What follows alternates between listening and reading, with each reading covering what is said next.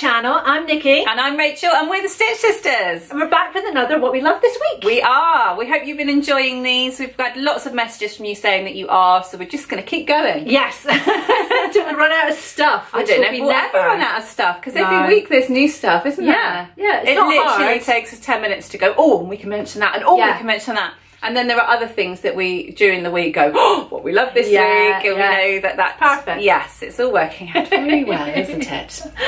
So before we get into all of that, if you don't already subscribe to our channel and you like this format, or you like seeing sewing related videos, tutorials, DIYs, talk about fashion and trends, then please subscribe, click on the little red button below, and if you click on the bell, then you'll get notifications whenever we load a new video. And remember, you can share us with your friends as well, so if you have other friends who like fashion and maybe like sewing or just like chat, send our videos to them. Yes. So should we start with what's number one on your list? Oh, I'll tell you what's number one on mine. I'm wearing it. I found this jacket in the charity shop yesterday, and it was about to be one of those blowout charity shop trips where you literally end up with one or two things and none of them particularly exciting. They're just basic sort of staples. And then I found this vintage 1980s. Let me stand up. I know 1980s isn't vintage for some people, but it is for lots of you. It's a double-breasted blazer. I'll insert a pic. And it's red wool, and it just fits me perfectly. It's in really good condition. I haven't even washed it or taken it to dry cleaners. Spencer's, isn't it? Yeah, M&S. And nice gold buttons on it. Yes, I just love it so much that I had to wear it the very second I bought it. So there was no doubt what I was wearing today. How much was it? It was $5.99, I think. Bargain. Yes, so I'm really chuffed about that. So you're going to see this jacket a lot, I'm afraid. It's all right. It's good on you. Have you got anything you've bought that you love? My whole outfit today is brand new. So there is only from New Look, but I love this yellow.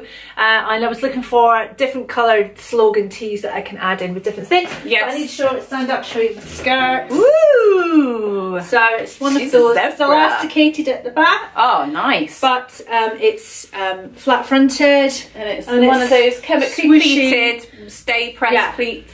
But I liked it, and I liked the fact that it's black based. Yeah. So it means I can wear it through the winter as well. But I like the yellow in it as well. Neon is a trend again for spring and summer. It was in the last spring and summer as well. So the two went together. But it was in the sale, and it was £9 in the sale. Bargain. Which was the same price as the t-shirt. So I think for a whole outfit for 18 quid, that's not too bad, is it? Well, we'll link to those below. Clearly, we can't link to this. No, because it's a one of a kind. Find another one anywhere.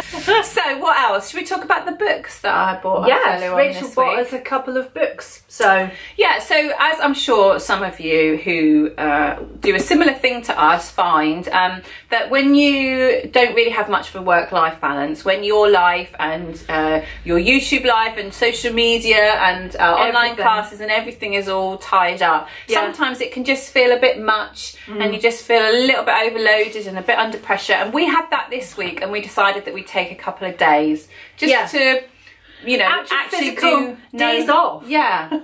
Because we don't do that. We never do that. We don't have annual leave or anything like that. On the weekends we're always sewing something that is technically for work, and even though it's something that we're looking forward to making or we're enjoying, it is still work. And so we just needed to have a couple of days to say no. Yeah. We're gonna just not do anything. Yeah. Not do any work, not do. And I said to you, you said to me that you felt like the balance was off because you had this big list of things that you needed to do for the kids and for family, and you just weren't getting round to doing it, and you were fed up with I felt like I was dropping the ball on the mum front. I'm sure some of you can relate to that, especially those of you that work for yourself, that especially when you're working from home and those lines are really blurred, it's hard sometimes to give the family the time that you should.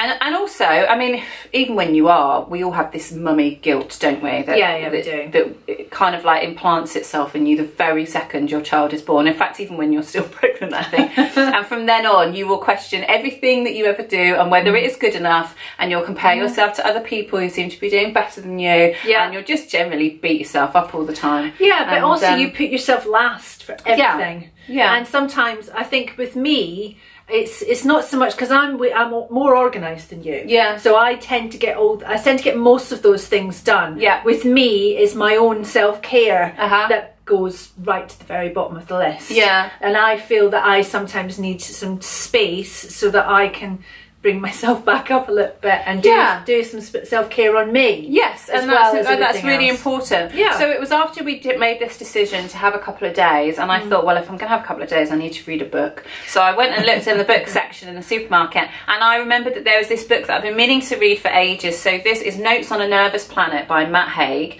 Now, I've read one of his books before. I'm trying to remember what it was called. It will say somewhere on here, but it's completely slipped out of my head. Reasons to Stay Alive, that's it. And for me, as someone who has suffered from depression and still does every now and then, and anxiety for sure, that was a real game changer for me. It articulated how I felt in a way that I'd never read it before, that I could really relate to. And it was the start of me being a lot more open and a lot more vocal with my friends and family, and telling them when I was struggling so that they could give me more help and be more aware of it. And that's made such a huge difference to me getting into these sort of funks and not being able to get, or them lasting longer, because now I'm aware of it, everyone else is aware of it, I can give into it, and sometimes within a few days I can come back out of it, and it just makes everything so much better. So I found that book really, really helpful. And this one is written to kind of help us all deal with how nervous we all are, how anxious we all are, and it's not necessarily that the world has become a more scary place, it's just that we're all so much more aware of it, and we never completely switch off from anything anymore because of our phones and because of all of the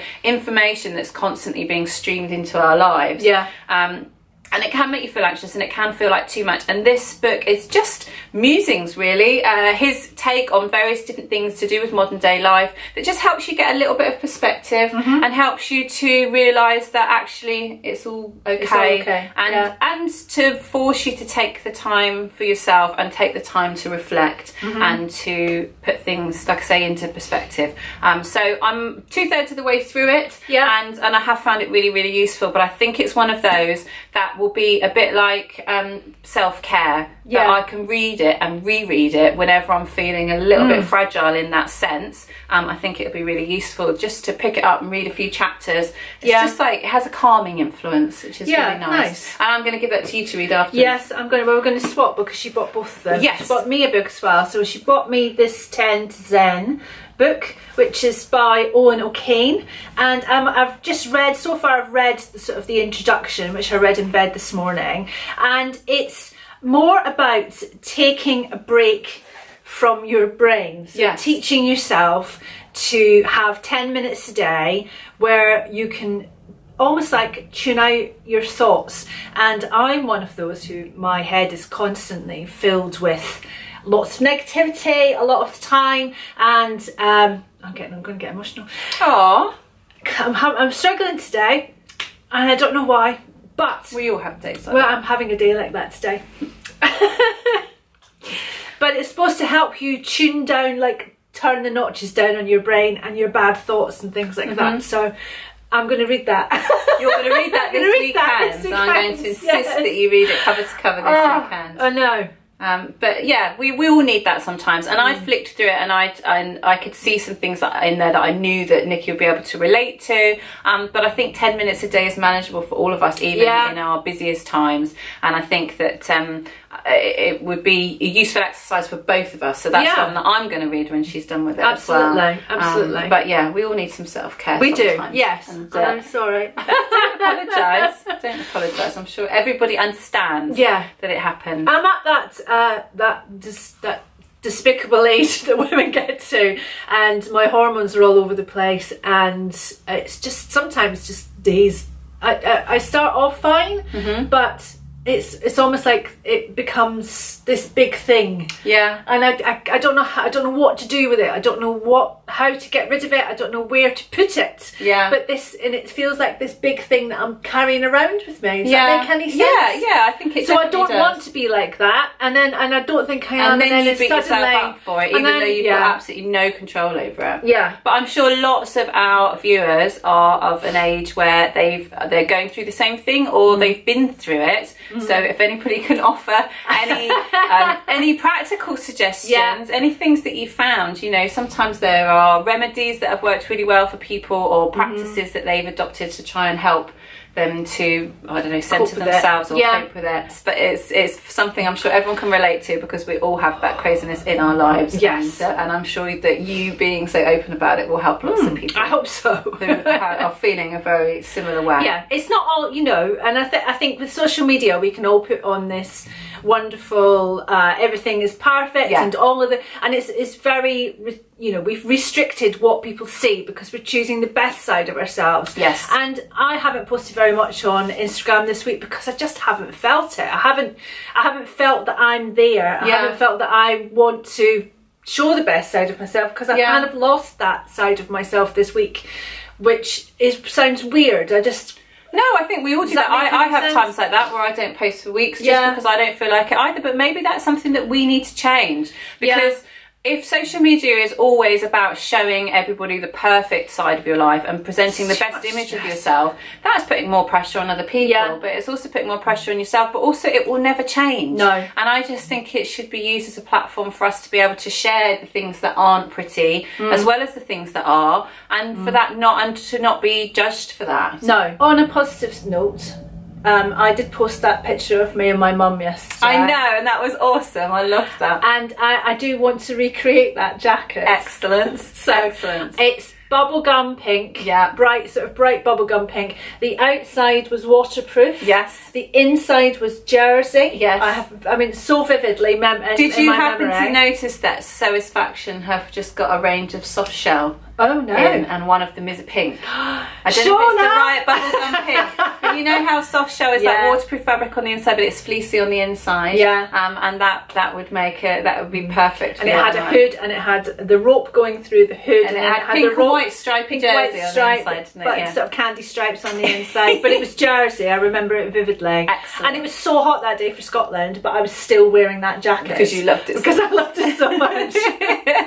Right. Well, that's happening then. We're recreating that jacket. That's brilliant. Absolutely. But that's kind of, you know, that kind of reminiscing is kind of with just putting that picture up there was kind of where my head was. Yeah. Because I came across it in the early morning, and I couldn't stop thinking about that picture, and I just thought, actually, that's where I am today. I'm not about lovely, you know, fabulous pictures of me in a big fancy frock. That's where my head's at, so that's why I posted it. Anyway, that was a very big tangent. Yes. Let's talk about something happy and fun. So one of the things that I've been loving is the Detroit Emeralds, which is a sort of Motown band from the 60s. You have to Google them and listen to some of their tracks.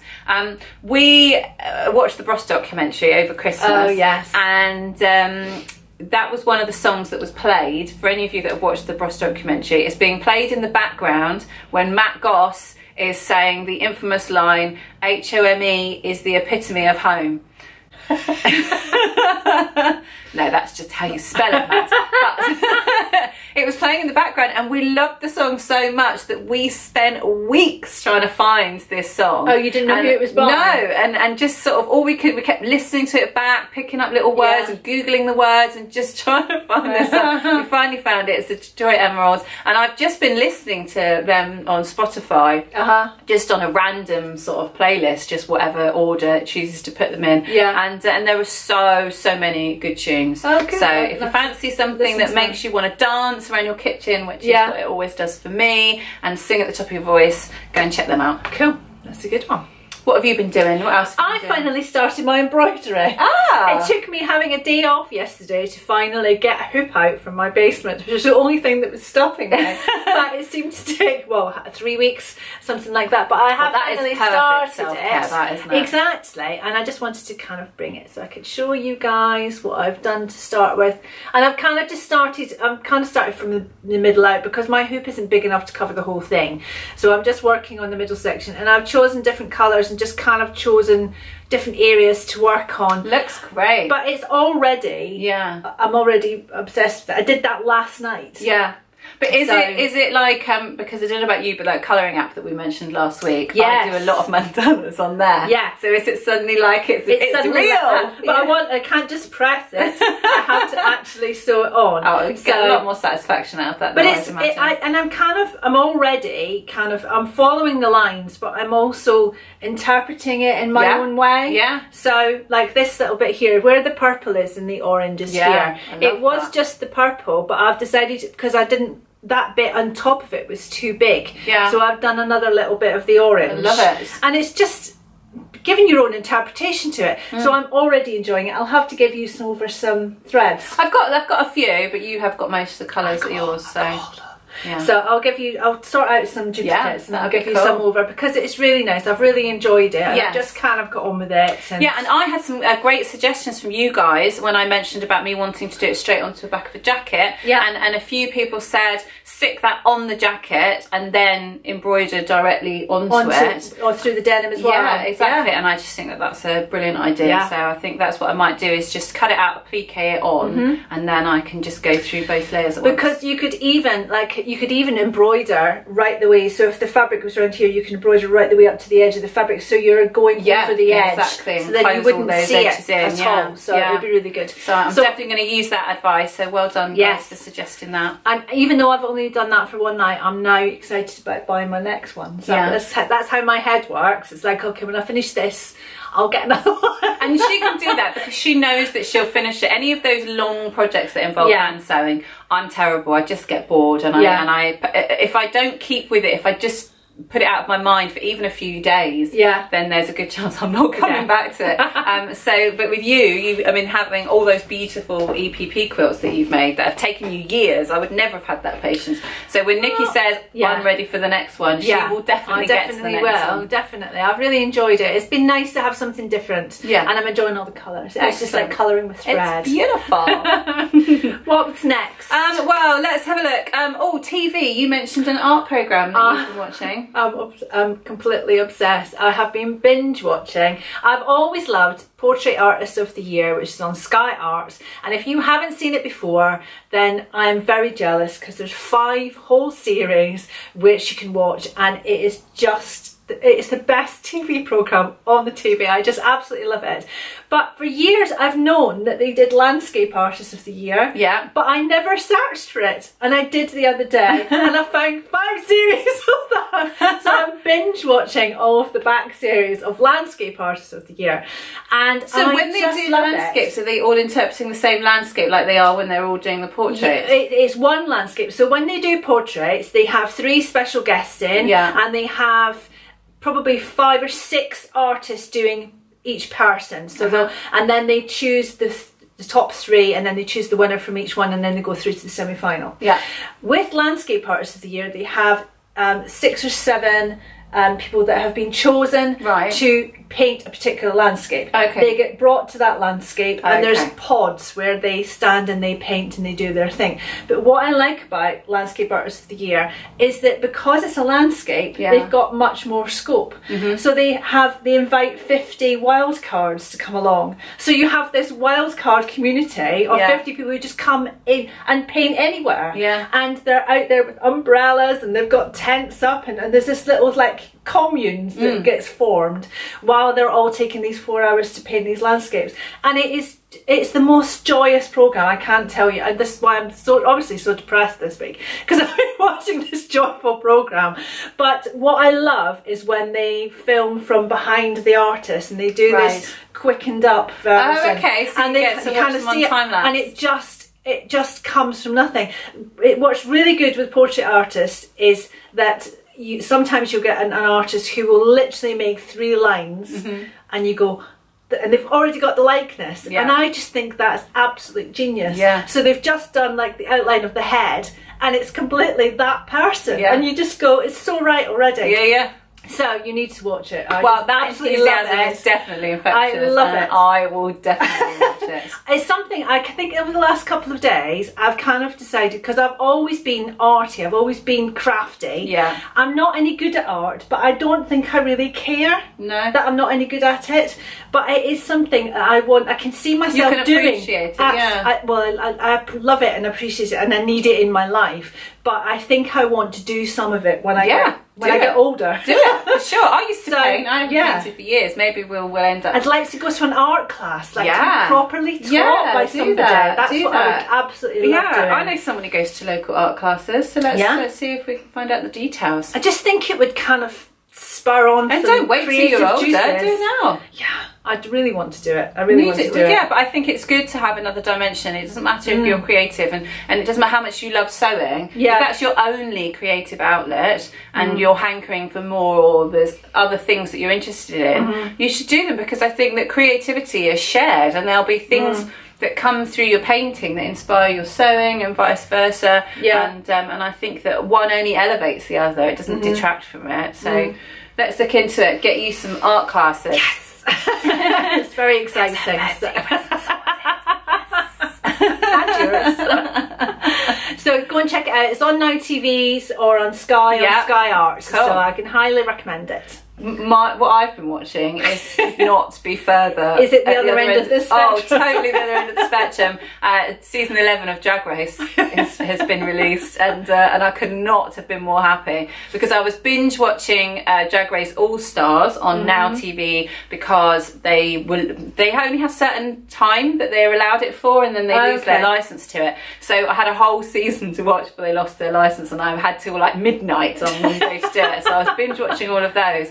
And then I felt this big hole, like, oh, there's no more Drag Race. And then I happened to see on Netflix that season 11 had been released. So it's only the first 3 episodes, but it looks very promising. There's some really, really good contestants on there. As a Drag Race virgin, yes, can you go in at season 11? Yeah, you could go in at any season. Okay, and I might watch it then. The thing is they make lots of references in jokes stuff and things to stuff that happened in previous seasons. But I mean, if you weren't aware of it, you just wouldn't get them. It wouldn't. Wouldn't spoil it. No, it wouldn't spoil it. Okay. But yeah, I don't think it's like anything you've ever watched before. But I absolutely love it, and even more so because I'm going to an event in April. I'm going to a drag event with my brother and his fiance. Very excited. And yeah, it's called Sink the Pink in Bristol. and so yeah, I'm gonna get myself dragged up. I can't decide whether I'm gonna drag up as a man, well, not necessarily as a man, but do that whole Marlene Dietrich tuxedo. Or Dita Von Teese has done it before as well. Just wear the top hat and tux, and but still be very feminine and beautiful. Or I might dress up as Michelle Visage, who is the one of RuPaul's co-hosts, and she's a very bigger than life, larger than life character, Jersey girl, with big black hair and loads of cleavage, and that could be quite fun to do as well. So I'm going to do one of those things, two. And I will obviously share pictures with you guys. Oh yes, but I'm really looking forward to that. Yes. So what else? Oh, my rainbow skirt. Let's mention that. Just rainbow skirt off. Yes.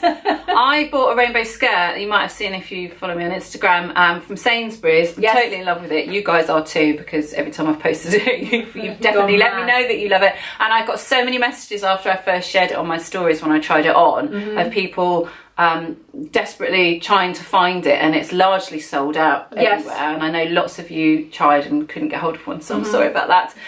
But Nikki, after I bought it, went to the exact same store and bought the same one, which she said, I loved it so much. I bought the same skirt. But of course I don't mind, but I just think what I've said is the criteria is if we happen to wear them on the same day, then we have to do a catwalk and film it. So that you guys can tell us Oscar style who wore it best, and that's the only criteria. And we're not allowed to say, oh, you're wearing your skirt today. No, we just have to, if we both turn up and we've got the same skirt on, we have to immediately go all Zoolander. and film it. Style it out. But I love it. So I haven't worn it yet. It's just hang up in my wardrobe. I'll link below just in case there's any knocking around or if they get restocked. Yeah, it's just Sainsbury's. Yeah, and it was only £22, but it's just it's really lovely fabric, and it, obviously it's got so many colours in it. You could wear it with all sorts of different things. It's beautiful. I've bought 5 or 6 of those skirts recently. This sort of chemically pleated plissé ones, like the one I've got on. And in fact, we've bought some plissé with the idea that we'll show you guys how to create your own at home, because it's really simple. Yeah, we're going to show you how to do just a basic, slightly flared skirt with an elastic, a wide elastic at the waist. Band, so it will be one of those kind of 10-minute makes. That hopefully you can go and make your own. We'll hopefully do that in the next couple of weeks. Yes, maybe before Easter. So yes, it'll be a quick one to do on YouTube. So. Yes. So we hope you enjoyed that. Yes. We'd love to get your feedback below, and we will see you this time next week on Sunday morning for another episode of What We Love This Week. Get the kettle on, get yourself a coffee. We'll see you then. Bye.